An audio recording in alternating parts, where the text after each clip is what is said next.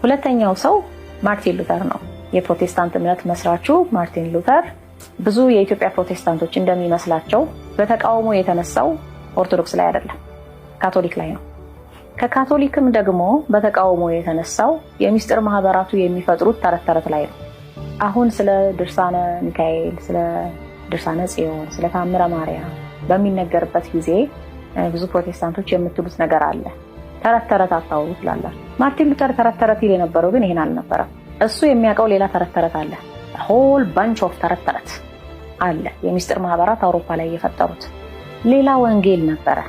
የግኖስቲኮች ወንጌሎች ነበሩ። ለምሳሌ የይሁዳ ወንጌል የሚባል ሰምታችሁ ታውቃላችሁ? የቶማስ ወንጌል የለም እኮ እንደዚህ የሚባል ነገር የለም። የያዕቆብ ወንጌል እኛ የምናውቀው የያዕቆብ መልእክት የሚባል አለ። እነሱ ግን የያዕቆብ ወንጌል የሚባል የማርያም መግደላዊት ወንጌል እሷ የጻፈችው ወንጌል ሁሉ የሚሉት ነገር ነበራቸው። ኢሉሚናቲዎች የሚፈጥሩት ነው። እንደገና ደግሞ የባቢሎናውያን ኦሪት ዘፍጥረት የሚሉትም ነበራቸው። ኦሪት ዘፍጥረትን ሙሴ የጻፈልን አለ፣ ወይም ደግሞ መልአከ ገጹ ተብሎ የተጠቀሰው እግዚአብሔር ወልድ ነው ይሉታል። በሌላ በኩል ደግሞ ቅዱስ መልአክ ነበር ይሉታል። እነሱ የጻፉት ደግሞ መጽሐፈ ኩፋሌ የምንለው አለ፣ ስለ ዘፍጥረት የሚያወራ ወይም ኦሪት ዘልደት። እሱ ተቀባይነት ያለው ነው።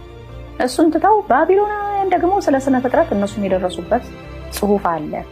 የከለዳውያን ዘፍጥረት፣ ከለዳውያን የጻፉት ዘፍጥረት ብለው የሚያምኑበት አንድ የዘፍጥረት መጽሐፍ ነበረ። ይህን የመሳሰሉ እጅግ በጣም ብዙ ተረት ተረቶች አውሮፓ ላይ ነበሩ።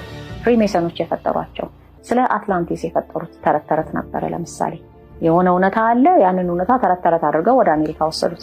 ሲሪዮ ሳይንቲፊክ፣ ሲሪዮ ቴዎሎጂካል የሚባሉ ሐሰተኛ ሳይንቲፊክ ያልሆኑ በትክክለኛ የክርስትና ትምህርት መሰረትም ላይ ያልታነጹ ብዙ የተረት ተረት ጽሑፎች ነበሯቸው።